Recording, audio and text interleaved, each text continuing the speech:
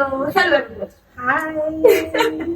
So everybody, today we have a guest. How are you doing, Dami? I'm fine. I'm okay. I'm good. I haven't seen you like in a long time. Me too. Me And too. it feels really good. Right.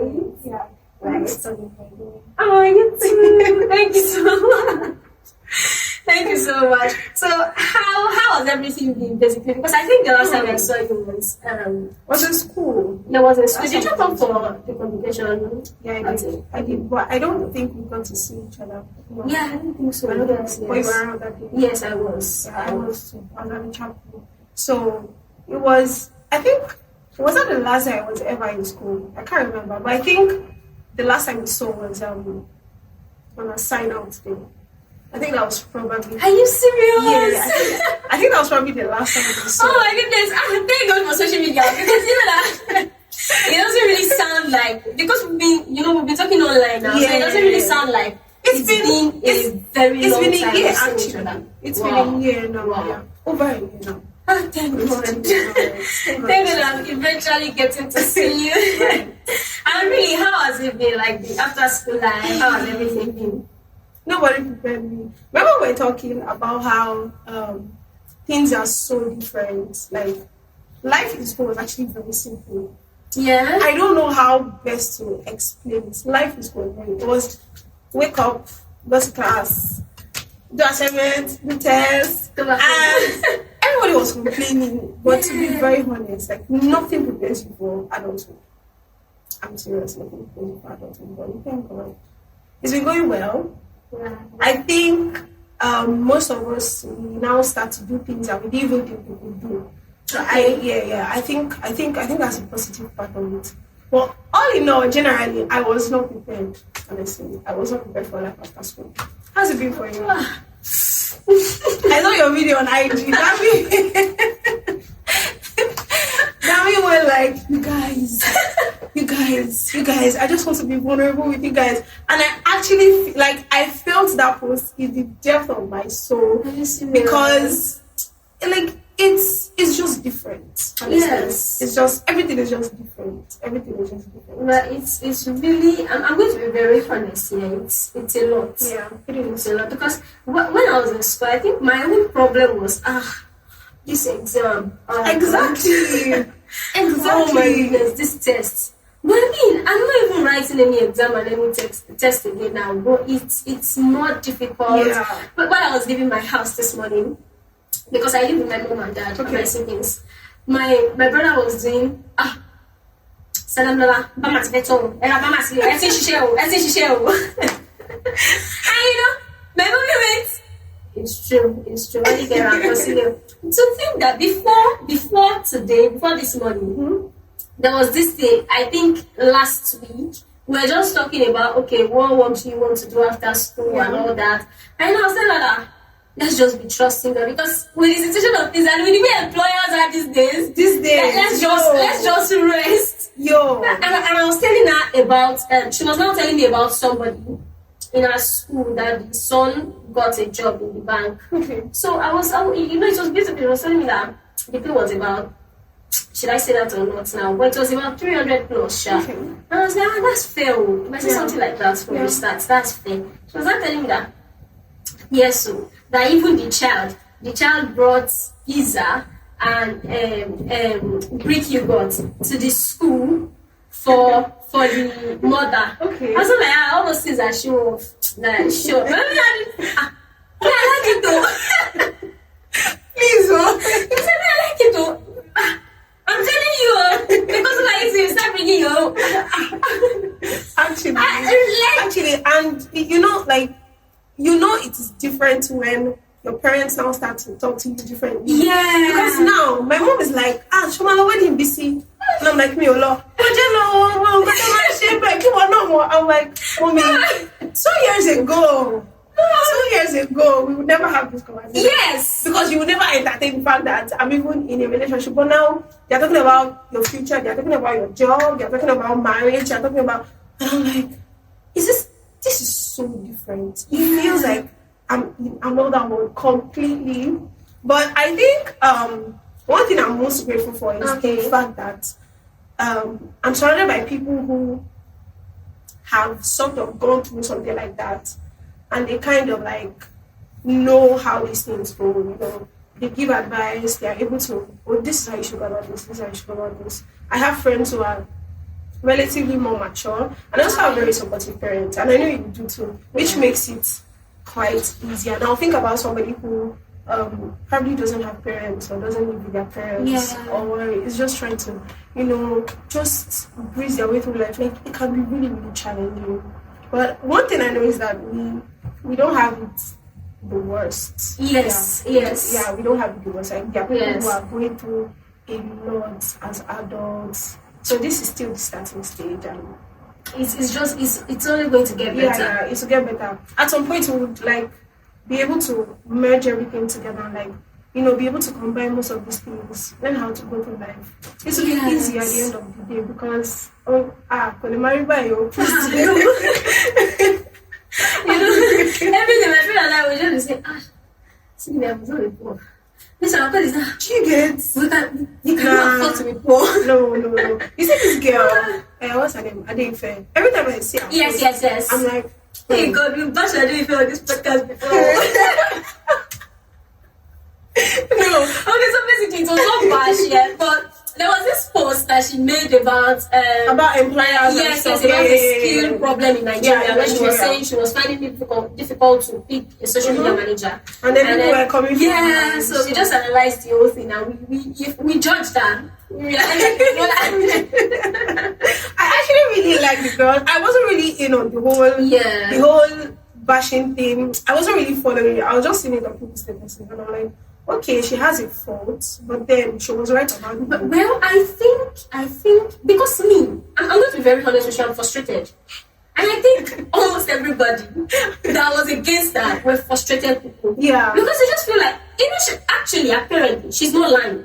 There's a skill problem in Nigeria. I agree. Like, there are people that they don't, if it's not for the current job that I'm doing now, I think initially everything I was studying in school, I don't understand. There was no skill.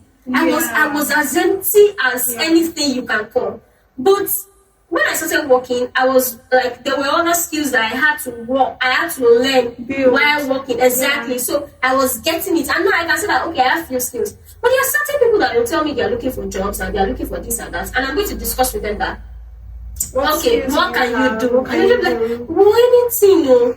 Okay, are you into tech? No. Okay, do you do like digital marketing? No. Social media management, anything, writing, anything. Nothing. So what do you want to do? Anything. It's just crazy. Exactly. It's actually really crazy. There was this application I saw one time. The pay was really heavy.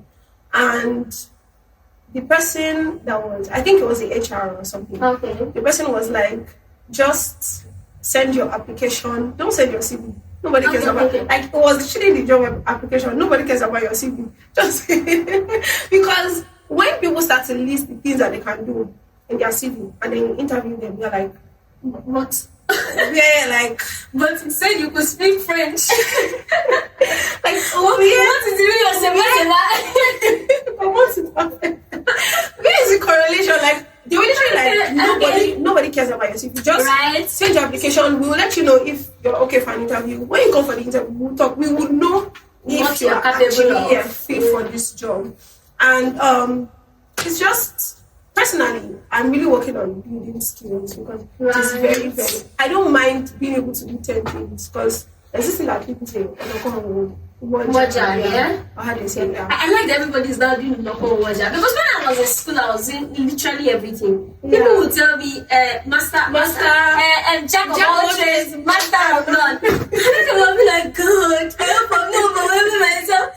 But now everybody has not told it on the phone Waja. Everybody's doing everything. You see somebody on IG, the person is a content creator, the person is a business person has a day job, the person is and everything is doing everything. And really, it's not easy for everybody. No, it's not. Everybody, even all these big celebrities that we see, I've realized that they do much more.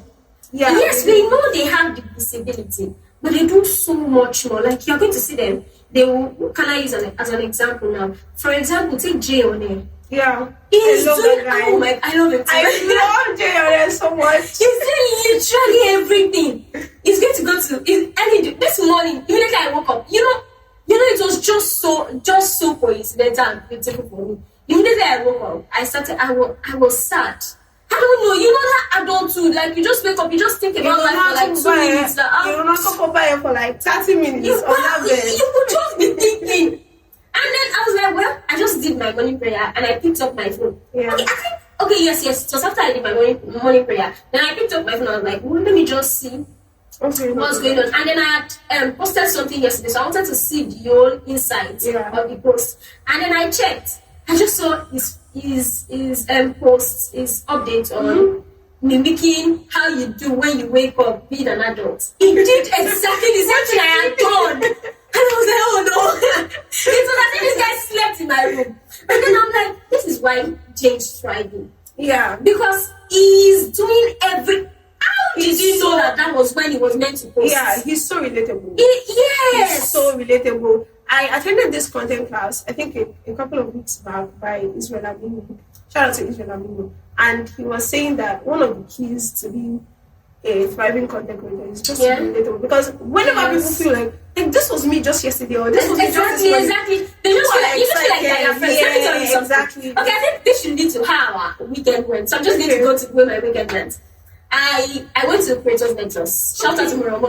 Yeah, you guys should have told me. I'm so sorry. I was so sad because I'm not an IG bird. I don't sleep on IG. I don't know anything that's going on. I follow her, but like I don't really spend time on IG. So I was like, you guys need to stop gatekeeping events. Please post it on other social media platforms. Yeah, WhatsApp warriors. Please post it on WhatsApp and let us see. Oh my goodness. So that I think I had one other friend that was telling me I would have told her and she was very angry. I had to apologize to her. I'm so sorry. I thought that everybody was saying I would have loved her too. And you would just really I know that you know I tell them you miss.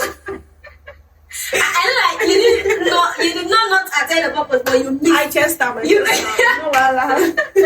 it was beautiful. Yeah. And now where was I going? You see, I saw different content creators. It was very, very, very beautiful. I saw Lani, I saw Tini Agbaje. So many of them. Yes, it's Diolushola. All of them, they were there, and it was really beautiful. But let me tell you something that was funny. Do you know Osas? Osas, I think she's an influencer. She's friends with Asha Karim. Yes, exactly. I saw her. I went inside, then I got outside, then I saw her. You know the way it is now in a program when you see celebrities, you just first take permission. Hi, can I take pictures? That means it was not me. I saw. I said, Osas, you came. I know for real. I said, Osas. She looked at me like, you shouted and you know. And this was how I did. Osas, you came. You know what happened? People were talking to her, normal fans. They were talking to her that everybody would just stop like. So everybody stopped that, oh, maybe her friend or something. She was like, maybe not me first. You don't know me, don't worry. Don't worry, I forgot it. Don't worry, it's online. I know you. Your friends online. You don't know, but I know. Do you know that? If you came, she was looking at me, I hugged her. She had to embrace the hug. That okay, like she was so confused that she actually knows you. Where do I? Which one I remember? That was it, and I realized, oh, this person doesn't really know me personally. It's just that she's somebody that does something relatable. She speaks about, she's this is this a safe space person. Yeah. She just talks about certain things that you feel like you wanted to talk about, and there's somebody saying it, and you feel like, okay, I'm not the only one in this situation, and it's very relatable. I used to think, and I still think she's my friend. So it has registered in my brain that Osas is my friend. Yeah. She says things that I can relate with. Yes. So I just went, Osas! I when I hugged that, I don't even know the one that I went to customer the game because after hugging her, there were about 10 people there. They now started, please, can I hug you too? Oh, wow. Please, can I hug you too? Everybody was hugging her. In my head, I was not feeling bad at God. I would have left Osas. Honestly, see, anyone who has social anxiety, don't even consider being a celebrity. Right? Because people just come fans and hug you. People just come and touch you. Somebody like me, I would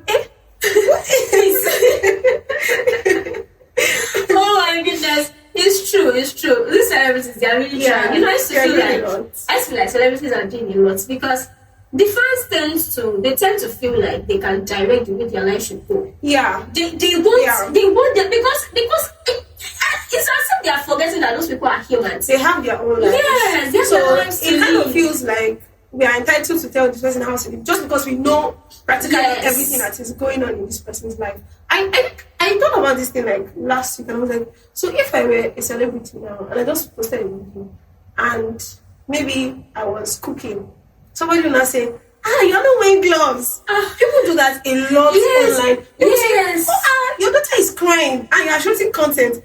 Your clinical is clinical. And I'm like, and it's annoying. I mean, does your daughter not cry at all? You're sibling, don't they cry? If you're cooking at home, do you wear gloves? I'm like, I am not sure I can handle this because there is, no matter how good the post is, there's always that one shameless person that will come and say nonsense. And I don't think I can handle that. So we have to give it to them. Sometimes they might be wrong. And then sometimes those things are actually very harmless. And then you just even sometimes I see some comments and I'm like, did you even watch this video? Did you even see what this person like? Did you watch the same? Exactly. Was it the same thing we saw? Was it the same video that we watched? Like it's just so crazy. People think that they can just say anything because my life is out there. You know, I record everything, I post everything. You guys know when I got a new car. You guys know that I'm giving birth. You guys know that I just bought a new phone. You guys know that I moved apartments and all that. It's just so crazy. And those guys are doing a lot, honestly. Because me, once I put up a new post, I'm saying to you are going offline straight. I will just off data. I'm going to go offline straight. I think I do that. So when I put up a new post, I just go offline. But I think mine is coming from a place of I don't want to be online and see how well the post is. I just want to go and come back and see that the post has done well. Yeah. So I think that's why I move offline. So how was your weekend for you? It was okay. I don't try to remember what I did. I worked mostly. You worked during the weekend? Yeah, I worked. I'm a freelancer. Oh wow. So I did it for So if job comes by 12 a.m., I'm up and running. There was this video I saw today where this lady was like, anybody who is up past 11 p.m. is literally killing themselves. I'm like, no, you go feed me now. Sometimes I'm up till like 3 a.m., 4 a.m. on weekends, on weekdays, on Sundays even. But it just depends on how tight work is. But yeah, my weekend was okay. I worked stream service. I could not go to church. Okay. Yeah. You do stream service. How do you do it? I don't know. Like, if they say everybody shout hallelujah, would you be shouting in your? I know. My God, hallelujah! Are you serious? You have to see me doing the hallelujah challenge. Okay, yes, I don't join. I never know how to say this. It's always very odd to me. I don't understand how everybody is doing that thing. When Pastor Nat, you're watching television. When Pastor Nat blows the trumpet and tells the shout, glory, it's 1:15 a.m. You cannot be shouting glory. You're not seeing my journal. Because I don't want to wake anybody in the house. Are you serious? Streaming services, it's not the same thing as going to physically appear in church, obviously. Right. But yeah, it's better than just waking up and washing clothes and drinking yogurt. True. Because left to me, that's what I would do.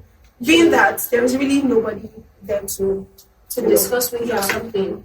And I think I'm even the only one that actually attends online service. Everybody else goes to church. I can't attend church. I think I understand. Story for another day. I think I understand the problem with attending your parents' church. Yeah, it's a lot. It's a whole lot. It's a lot. We should probably do another episode talking about this. And about how I think those old churches, what do they call them? Orthodox. Yes, I think Orthodox churches. Yes.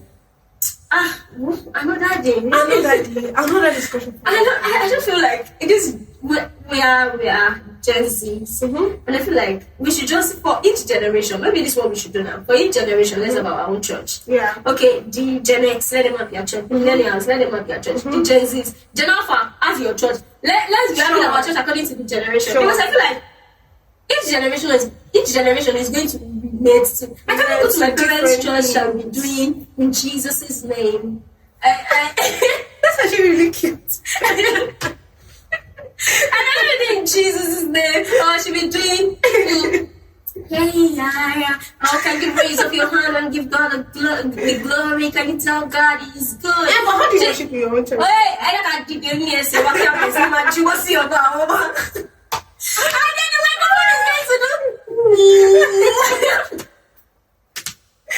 Wow, no, we're so okay. I'm telling you, if I want to pray in my parents' church, me now, I'm a baby girl. I'm just going to sit there and do. Oh Jesus, Thank you, Jesus, for today. I want We're to so tell grateful. you, any evil in my life, any spirit trying to Take it bother away. me, take them In away, Jesus' God. name, amen. And immediately the person say, "Ní orúkọ Jésù ni àgbàdúrà." Amen. And then he's going to go, Amen. àwọn kan ń ṣakọ. Wọ́n ní kò gbàdúrà ó sóyìnbó. Amen. Wọ́n ní kò gbàdúrà ó ogun ò tí bẹ̀rẹ̀. Ṣọ́ni tó kún yẹn máa mú ẹ mọ́lẹ̀. Ìwọ tó bá ti mọ̀ pọ̀ fẹ́ gbógun lọlé. Wọ́n á gbàdúrà wà pariwo I'm fò. curious, okay. And then you'll be hearing prayer like, àwọn tí wọ́n ṣe ní kí wọ́n kú tọmọtọmọ. And you'll be like, ayọ̀dẹ̀ gbàmí èlé. Leave their children. Leave your children alone. Leave their children out for this place. Can you? Okay, I mean, if it's your mother that is doing you, but won't you die? Really, I don't know, she may talk to tomo. You'll be not there. Won't you die? Oh my God. But you know, this is what they've been doing right from time. Yeah. And they are used to it. On Sunday, I wore a box socks to church. And I wore a very short gown. I was already in now, me, do you know what happened? Everybody was looking some kind of way. But I didn't know it was me that was the problem. I know it was me that was problem. So I was trying to get the gist that okay, Something is wrong. I know people are gisting, but let me look for my own pal in church and then just find out what's going on. I just said my pastor's wife, she came to me. She said, come, let me say you something. What happened? You know me too. I was like, is this something really serious? I just said, why did you dress like that? So it's me. So it's about me. Sorry. She said, why did you wear like this to church? I said, it's box socks. I said, but it was a gown. It was a gown. Yes, it was a gown. But in all honesty, the gown was short. But I just felt like box socks, maybe about 2-3 inches above my your knees. knee. Yes. I don't think so. that's... That relative, short is relative. Yeah, to them, that's short for them. Yeah. My mom will say that anything below, like above the knee, is short for her. So growing up, before I started doing things my own way, I would wear things below my knee. So she was saying it was short, and I was like, mommy, it's box socks I wore. Not like she knows. She knows. But every other person is not going to know. That everybody is looking at me. Are you for real? Me. I have to go back home to go and change that clothes. That's crazy. I'm telling you. Although I didn't. In fact, I love it. I love when you think I'm not doing something right, and then you come to me and you tell me. So I felt loved that she told me that. Well, I've just been thinking that. It's going to take a lot to because I've been trying so hard that I want to bring my church. I think God will use me to turn this my parent church to a Gen Z church. But I think it's not happening anytime soon. It's not happening anytime soon because I was like, how do I want to do this? If wearing just a box socks is a problem. You're going to how will I turn it to the fact that okay, in my church we can start being trousers to church and nothing is going to happen? When will we get there? It's going to take a long period of time. Honestly, for me, I think besides the whole thing about dressing, that's actually a big problem for me too. Like a really big problem. Before I went to school, I told my mom, I said, Mom, Timadi school, not churching, no. Oh, you did that? Yeah, I told her, like, because to me, I had read the Bible, or at least I had read parts of the Bible that they claimed that, these things were wrong. And honestly, I didn't see it. I didn't understand it. So I just accepted that, okay, we have different interpretations. So I was like, okay, I'm just going to find a church that they allow these things, but obviously also a very solid church. And I found that church. But it now came like the full package, because now the church is like building me spiritually. And now I feel like, I feel like, okay, I'm growing. I see myself growing. You know, I read the Bible more, I pray more. It's different from when you're just doing doctrine and, you know, conduct and everything. And there was something that this pastor said, Pastor Damilola, I really like his teachings. He was saying that if you were brought up in an African church, your mind needs reorientation, because it was cultural Christianity that they were doing, which is actually true. Because sometimes their defenses, there was this man that I spoke to one time. He said that a couple of decades ago in Nigeria, if a woman wore a pair of trousers, then she was a prostitute. Are you serious? Like that was how they knew that she was a prostitute. And it's a cultural thing, because in Scotland, men wear skirts. So if you say, what's that Bible verse? Deuteronomy 12 something. A man shall not wear what pertains to a woman. A woman shall not wear what pertains. In Scotland, men wear skirts. So you're saying that their women should not wear skirts. Do you get the point I'm driving at? So if trousers is the issue in Nigeria for women, it means trousers will be an issue in Scotland for men. Do you get it? Yes. Exactly. So the Bible now became more of a cultural thing. Okay, because now we are Nigerians, we are going to act. This is what Christianity is going to look like for us. But for people in this part of the world, this is what Christianity will look like. There was this pastor in my mom's church that they were going on vacation, right? I think to the US, and it was during winter. And then they went, and apparently he got trousers for his kids because it was really cold. Okay, yes. And then they came back, and the girls wanted to pick the trousers and wear. Yes, ma'am. We started. Let's continue. Sorry for the laugh. So the girls went to pick the trousers now. Obviously, Daddy has bought trousers for us. Yes, and then we went, and nothing happened. They wanted to pick it, and I was like, no, you know, then we're on vacation, and that was to protect you from the cold. And I was like, okay, so wearing trousers in the US is not a sin. But if I wear it in Obalende, it's a sin. Okay, I think that was one deal breaker for me. I was like, no, this cannot make sense to me. Now, this is not to judge any church or any doctrine or anything. But that. I think we just have to agree that some things are not, like, there are too many. Yes. There's so many contradictions. Rigid. Exactly. There's so many contradictions where I feel like, but this is the situation here. Why is it not tallying with this situation here? Like, what is going on? And you see what? I mean, I want to try something. Okay. In my church, they don't allow female to come into the church without putting on a scarf, a head tie or something. So now I have decided that I want to bag money. And I'm not joking. Oh, I have actually seen that Bible verse when they said a woman's hair is a glory. Yes. But don't worry, remove the glory.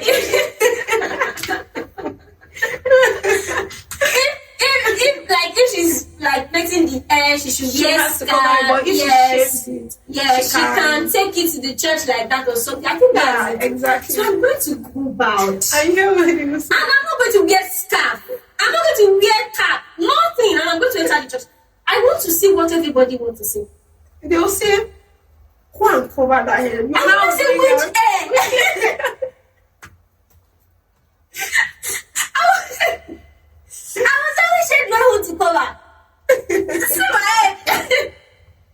There's nothing there. You don't cut your hair. I'm going to cut it. I'm very serious about it. Are you serious? I'm very serious. I've decided. In fact, after I take this down, I'm going. Are you for real? And I'm going bald. I think I'm. Are you for real? I'm serious. I'm very serious. Oh, that's interesting changing. Can I ever do that? You guys are so bold. I think I want to take the bold step now because this air has never passed. I don't know the problem. If you are looking for the most stagnant thing in this life, I think you should go for my hair. I don't think I've ever seen your hair like without extensions and everything. My hair is very short. For real? My I have seen people that had their hair down, like they brought everything down, and they started again, and their hair has grown 3 times past mine. Yeah, it could work. It could work for you, but I think genes is a very good factor to But I consider. have a sister. She has revealed her. Yes. And then you can do a hope. you can shave it. My sister's hair is long. And I'm like, oh no. Wait, what happened? What's really happening? I think I know something. I know there's a problem with. I think I can trace it back to where it happened. Okay. Because my mom told me that when I was like really young, I was sick at some point, and they were looking for a vein to pass drip into my body or something. So they didn't find anywhere in my body, so they had to put it in my hair. That's crazy. Why are you laughing? Why are you laughing? For real? So the vein was only and I'm wondering, why are you guys surprised that I'm stubborn?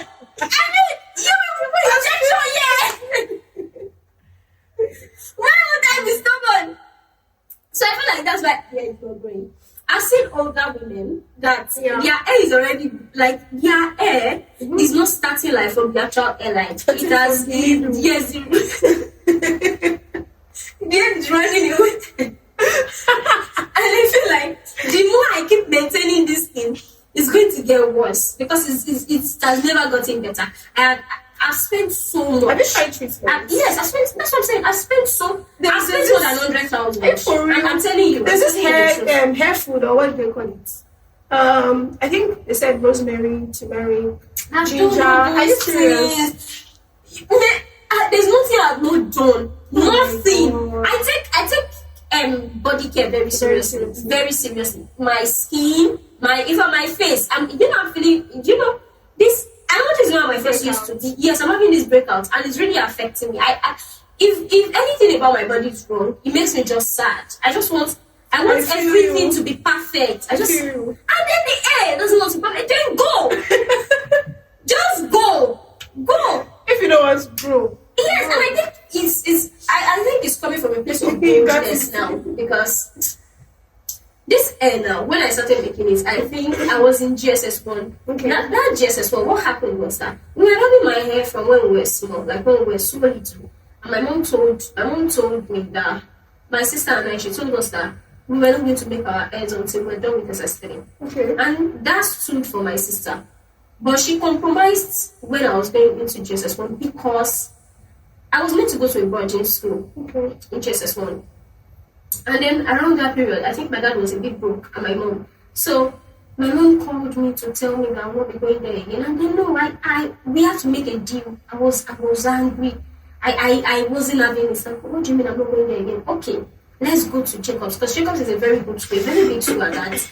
And my sister was going there. So I wanted to go to that Jacobs. My mom said, no, it's refugee, we go. Refugee is, Jacobs is this kind of such school, we want to be inter-sport, we're having burgundy, emerald, are you for real? Pink, olive. Yeah, those are our colors. Okay, you said white house, green house, yellow house. Yes, but in refuge. Red, green, Yellow. Our sponsor for everything was perfect by the school. I could have just we are let me see the video. We have to do our best, education that is the best. Starting the site and then silence. No one can live with us. The way you are singing it. I'm telling you, I'm not even trying to make it look bad. That was Refit. I just wanted to know the difference between Refit and Jacobs. And Jacobs was, I can't even remember the song again. We used to party. There's only a melody. Jacobs, they have drum sets like this For assembly. Yes, for assembly. And there's a piano. If we want to pick prefects, they do election. Like there's going to be campaign. Serious business. Vote for this, vote for that. This one I'm going to do. This one I'm going. We had blazer. We had beautiful. We had hats. Oh my god. Refit, pinafore. But it's actually not that bad. This one was bad.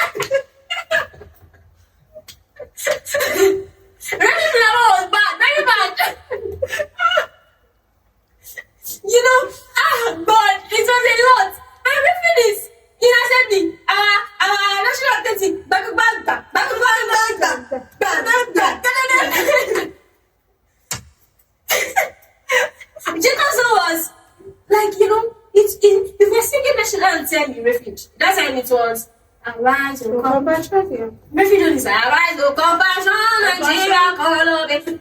But Jacob's was arise, It's my part. you know, you have your goosebumps. The first time I went to that show, I was like, oh no. Oh God, I suffer. I mean, they don't even beat us. It should be like, when somebody, there was a physical assault between somebody and I. Oh, okay. And they wanted to punish us, you know. Let's say it was refuge, came and carried the beat all of us. See, ridiculous. Now, this is so brave. This is such a brave offense, and you have to face the disciplinary committee. When they tell me that I saw well, don't worry, I don't know any people. Actually, I went to participate too. I know they beat us a lot. So it's when they were going to give us our punishment, everybody is going to look at you, and you have to mop the corridor of the school. Say, did I finish? Mop your way. They said that I fought with. I told him, don't worry. I will mop everything. I'll mop your pants. Just answer now. Some people were not. Other people too, they were not looking at me. They were like, oh my God, I feel so bad for her. And I moved for my radio. What did I do? You people? Are people okay? That was how beautiful Jacob was. I refuge. My mom said, no, you're not going to Jacob. You're going to refuge.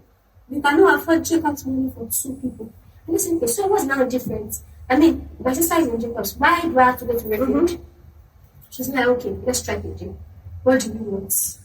I said, okay, I want to make mine. You let me make mine. And my sister will not make her hair.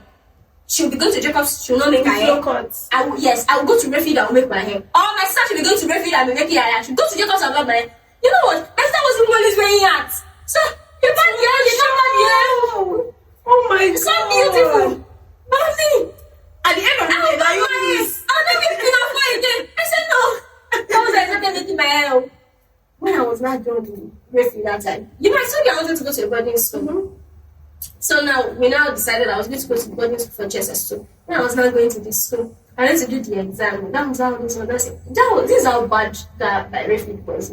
This is how I think this would have been very better now because this is a bad PR for them. Yeah, but I'm not going to lie. I'm not going to lie. I was so dull. You know, I was the best student in refuge. Best. Oh my God. And I go to practicing. I wrote my exam to like get into JSS. And they just told me, this is trying very dumb. They say you should have to repeat it. What? I repeated it too. Are you for real? I repeated it. I had to start from the beginning. And now my mom was not trying to do something that I have got to practicing. So you will not about you. I said, what's the due for me repeating? No. What's the strike another due? I'm repeating, Abby. So I will continue to make the hair. And that was how I started making my hair. Just nobody talked about it again. And since then, till now. I'm 27. I think you should actually cut it. My hair. I think you should actually cut it. I'm so pained now. Like there's an extension there now. Can you see? What's the meaning of this? Somebody was making my hair. Mister was making this hair. And she wanted to pick the front and she was like, this is your hair, a Mayfield. And a Mayfield. She just said it and she laughed. I was like, what the hell is a Mayfield? What the hell is that? So I'm taking the year off and I feel like I'm living for myself. Speaking of living for myself, I think we should just divert into what we actually wanted to discuss here, right? So basically I said it last week that we're going to talk about women, the African parents obsessing on the male child. Yep. And I feel like it's a lot. Yeah. You know, basically we speak about, shout out to Chimamanda. Yeah. She speaks a lot for women. She makes us understand certain things, and her voice is a glowing voice that people tend to listen to, and it's really turning things around, making the world evolve. Yeah. But in as much as the world is evolving, I feel like we still have a problem with Nigerians have a big problem. I don't know if it's a generational thing. Because honestly, like, I just don't understand the idea of being so like absorbed with the idea that if I have a boy, I don't need another child. I'm telling you, It is that bad. I don't understand. It is that honestly. bad. I don't know. And you see, the people that have the male child and the female child, you would see it clearly. Yeah. That's okay. I'm speaking from a very open place. You would see it clearly that okay, they can just say, now really enough. Eja can move. Yeah, let's speaking. Yeah. And then the female child, you just leave them out back. You bring the male child to the forefront. You don't care if the female child is probably the first one or the second one or the older one. You don't care. You just want to the male child. And you know where the problem is coming. I think now is the problem we need to discuss on. Because we cannot just say, okay, something is happening. What's the damage it is doing to us? Yeah. And I feel like now, excuse me, what it is doing to us now is that it's making female thrive on male validation. Yeah, absolutely. Because now you feel like even African parents, you just want the male child to do everything basically, and then the female child is trying so hard to get your approval. Exactly, to get your validation that okay, you do this thing properly. Okay, you are worthy of doing this thing for me. You are worthy of doing that thing for me. I understand. And it's a lot. I get that. You just reminded me of this. I was really young at the time. I think I was like 8 years old. But then it sounded so sick to me. Okay. There was this woman in church. She had about 5 girls. And it was obvious that they were looking for a boy, or that her husband was looking for a boy. Okay, so they had about 5 girls. They had about 5 girls. I've seen that thing a lot. They do it a lot. And they'll be suffering. See, the most annoying thing is that they won't even give her body time to recover. So after a year, she has given birth to another child, another girl, another year, another girl, and it is so sickening. Excuse me. The fact that these things happen and then everybody's just so chill about it. Like, why can't we go and meet these people and explain to them? Funny thing is, the fault of whether it being a boy or a girl is actually the man's fault. This is just a side note, guys. Right? Yes. I need you to say that. Just a side note. This XY thing, right? Go and Google it. It is your fault. If you see this men who have sense. They don't have medical information. If you have a boy or a girl. Now that woman had 5 girls. She was looking for a boy. Till we left other Agege axis. She did not have a boy. Now there was this other lady that she I was teaching at a school when I was like 16, 17 before I get admission. And then this woman, her name was let me not. Sorry. Her name was let's say her name is Mrs. A. Mrs. A. And she was looking for a boy to buy. I think she had only had like 2 girls. Yeah, like 2 or 3 girls or so. And she would come to work looking so sad, looking so depressed. And why? She was pregnant at the time when I was working there. And something was telling me that something was eating this woman up. Then one day we were doing teacher's prayer before the school day began, and the mommy school, that's what people righteous. Okay. She was like, let's pray for Mrs. Godfrey. That God will give her a male child. And I found it so difficult to pray about. What do you mean? So now pray that no, we are not praying for safe delivery or anything. The thing is, I am not even opposing the fact that everybody has their choices here. Right. I am not saying it is bad to wish for a male child or a female child or whatever. Now, my problem with that was the motive. This woman actually she made us understand before she gave birth that her husband said that if she had given birth to a girl, she should not bother coming back to the house. Are you serious? She should start living Are you serious? She should start living in the hospital. And I'm like, okay, so if she now gives birth to a boy now, God help her, and she gives birth to the boy, the man will come and say, oh my love, thank you. Thank you for giving me a boy. I love you so much. And if it was a girl, like, what's the mean? What? See, you know what I mean? I was so sickened. I can't explain to you how sickened. God helped her. She actually had a boy. And I'm like, the fact that things could have changed for her in a matter of, I don't know, 1 hour of being in the delivery room. What if she had seen that it was a girl and she just passed out? Yes. And she just fainted because I was not going to dump her at the hospital. I mean, your husband is a very wicked person. This is so crazy. And in my head, I'm like, do you even love this person? Like, exactly my point. Even love and it's always carrying your baby. You should be there for one morally and emotionally. What are you saying? Like, see, I think at that point, I just made up my mind that, God, please reveal to me what I am dating, not who. What I am dating. because I'm not ready for any surprises. I don't want to. If you had any sense, you would know that a man is responsible for the gender of a child. And even if the woman was, you have no control over it. Even you as the man, even though you determine the sex of a child, you have no control over it. You can't decide that, okay, as I want to impregnate you now. It must be female. It must be female. It doesn't work like that. And I think it's just sad. Because, like I said before, it's a generational thing. Many of our parents do it. I know people who do it. I know older people who do these things. Right. When you ask them for something and they're like, now, feel it. What do you mean? Oh, being here now.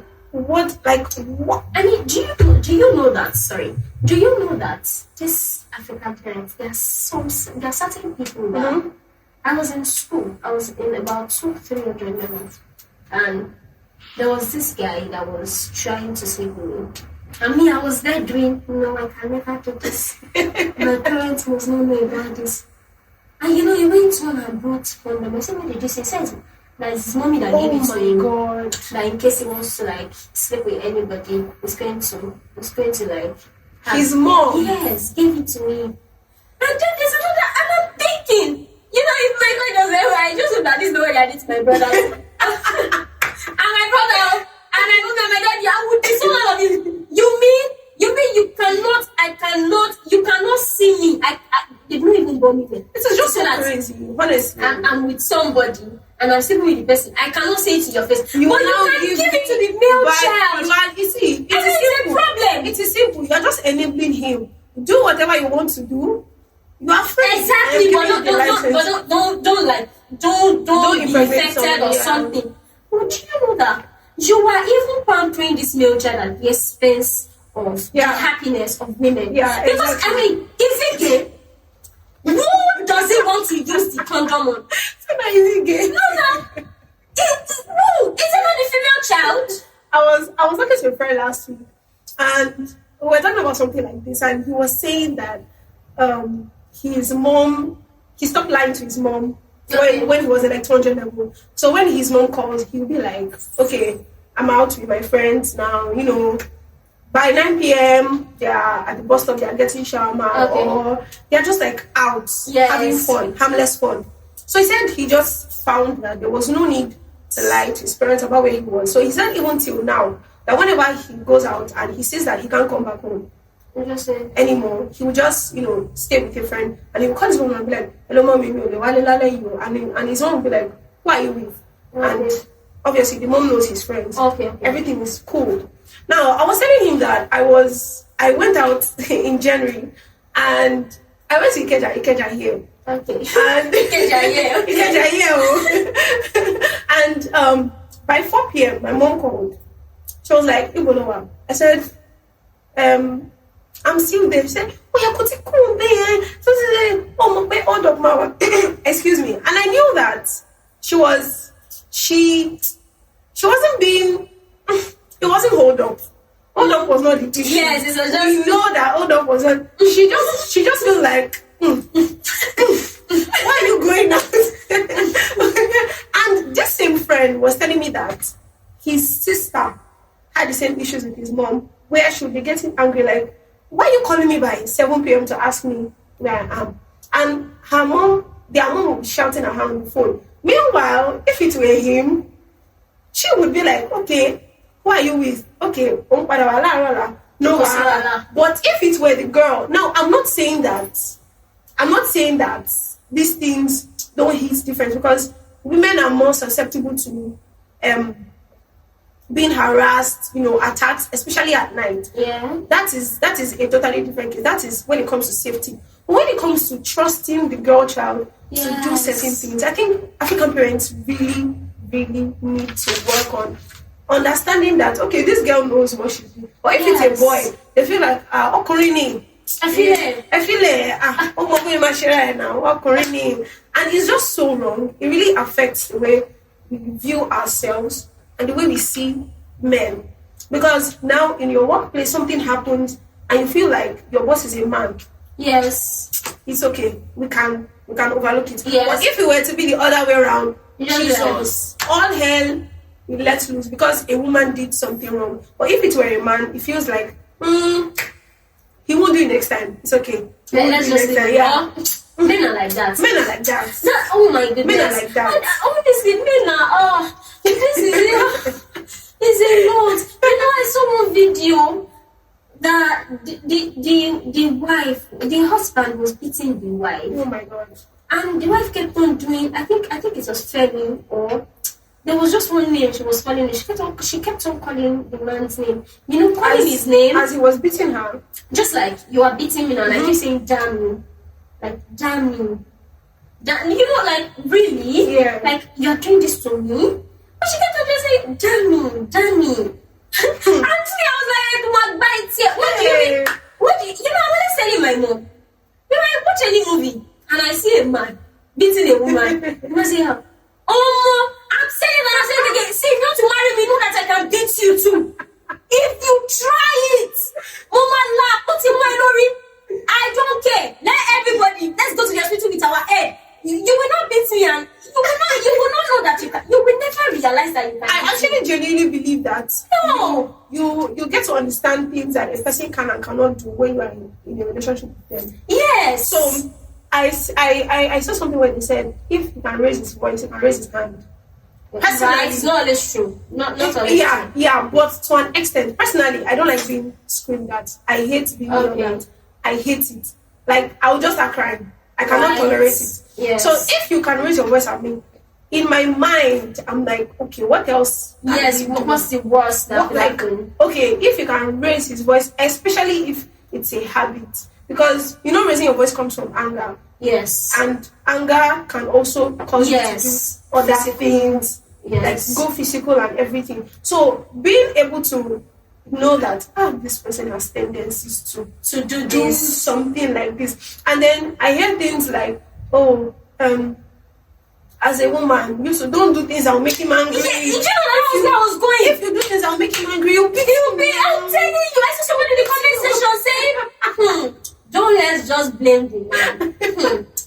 Can we ask ourselves what the woman has done to get to this point? I mean, and it's a lot. It's a lot, though. How can I know that we've been talking. There's this movement on the female child matters to this and that. But there are still certain individuals that think that a man can actually beat a woman if she passes her boundary. I saw one very ridiculous comment like that. I think on Apostle Femi, was it Apostle Femi Lazarus' post? I can't remember. When I think he was also talking about something like this, and then this guy, I think they even pinned this comment just to let everybody see his foolishness. They pinned this comment where he was like, he said he pinned the comment so everybody so everybody can see your foolishness in live and in HD, so everybody can see. So he said something like, I would love my wife or something if she also respects her boundaries, if she also stays put on. There was this, and I was like, who raised these men? Who taught you? Who raised you? How did we even get here in the first place? And the fact that it's a generational thing is very sad, because what it means is that people will keep passing down the idea. Now, nobody will ever sit down with you. Nobody will ever sit with you and tell you, okay, so you know what? A male child is more important than a female child. It is by how your actions, your deductions of certain situations, how you respond to the same things that they do differently. It becomes very evident that you now favor one child more than the other, and I don't think that's cool. It's not cool at Now, all. I'm not even talking about like marriage, all. husband and wife. I'm No, even the we're talking about hospital children. things. Like Yes. like For example, like me, I will say this thing. My brother learned how to drive. okay, I learned how to drive too. okay. Do you know that they have not released the car for me in that house? And they are giving him. And now my mom goes on to call all her friends. Hey, sound like you know what I'm people still. And I'm there. And I'm like, I mean, we learned this thing. He learned his own, I learned my own. To think that before they started giving him the key, I was always there that, you guys should give it. Yeah. Why did you learn if you are not going to release the key to him? Let him start driving. So now And now he's driving. But you know what? Jeku master first. On Sunday, I wanted to go to church. They gave me the key first. I sat down already. The mom was like, no. time to Find me. Sound like back. My daddy came out. We now need to carry another car. And that one, my mom will not even let it touch that one. Because that was for my mom. She will not even let it touch it. I'm not going to she's not even good. At least she knows about And that's why she's not nice, so. Alright? It's not like she's shouting. But to me, it's coming to me in a very different way. in a different It's coming to me like, and I don't have a very big problem with me that, okay, don't try to, I don't like, he says it a lot that I don't like when you try to look at things as if we are being preferential. Yeah? But there are certain things that I cannot overlook. Yeah, I agree. Something like that. I agree. Mean, why is it taking time? Is it until I forget? You will not give me the key tomorrow. I'm already forgetting. I'm already forgetting. If anything happens now, you not say, that is why we didn't want to give it to you. I actually tell my, okay, so this is going to be a very personal thing to say. Okay. And so when I was in GS3, I think GS3/SS1, I was dating this person. You know, secondary school. You were dating yesterday. I know. I don't know what happened to my life. Secondary school. You know, it wasn't anything serious.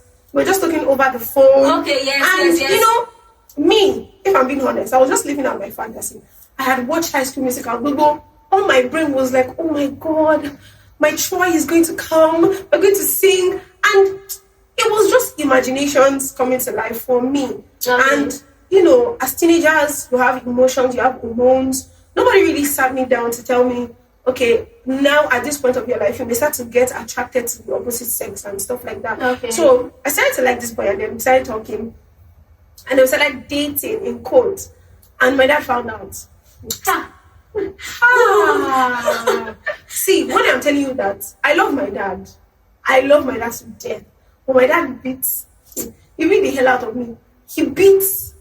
Now, they found out that my brother was talking to somebody. He was not even, they were not dating, they were just talking. You know, the girl said she wanted to come and see him that day. She like having a date or something. And my brother was like, yeah, he'll pay for it. And my brother is like 15. And when my dad found out, my dad just called him, my dad spoke to him. You know, we talked. I'm like, and you'll be like, why? As in, Why can't you stop today? I did not hear my dad's voice. My dad locked the door because I felt like, you know, it was a man-to-man moment. I understand, but at some point I was like, you're getting my daddy, you're cutting my shally. My brother just came out, you know, cool, and I was like, we're spoken about it. see, the kind of bitterness I felt. See, I can't explain to you how enraged I felt, and I still tell my mom today that sometimes I feel like you did not handle us the same way that you are handling this boy, and I know it is because he's a boy. Yes, but I'm going to overlook. And you know what? And They will not agree. They will never agree. No, I love all of you the same way. Emma Sobe. They will not agree. No, go share preferential treatment.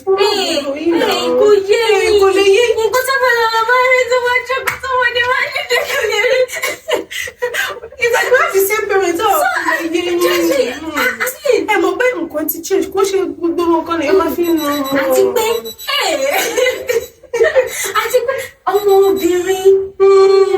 you know what? You are careful now. I mean, honestly, I think we've said a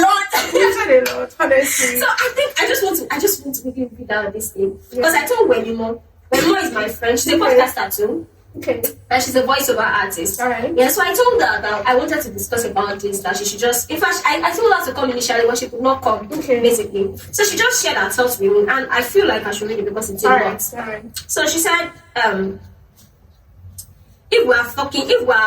if we are saying African parents' obsession, then that's tied to the belief that male child will carry on the legacy of their fathers, exactly. while the destiny of the female child is tied to her husband.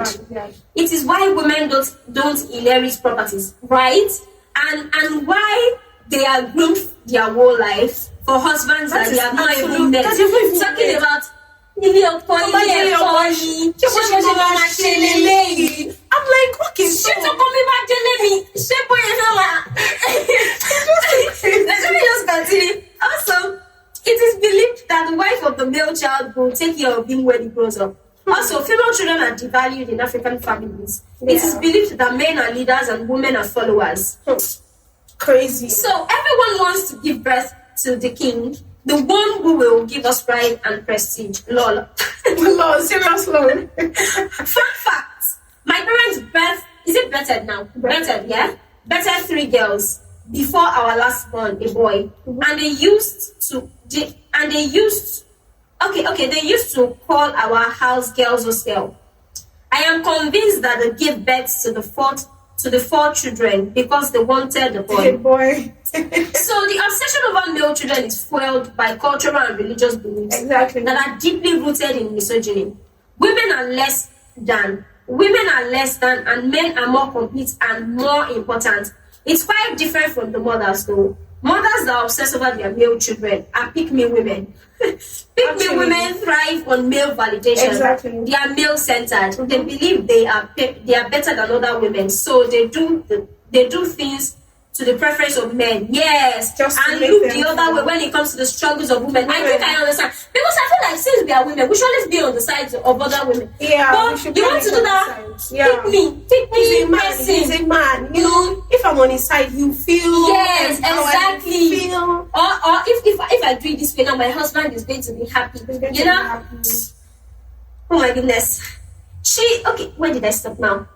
They believe they are better than other women, so they do things to the preference of men and look the other way when it comes to the struggles of women. So she would strive to contend for her son's attention even with his partner. This is why mothers-in-law fight with their husbands. Yeah, honestly, she didn't say that one, but me and Martin. Yeah, this is why they fight with them.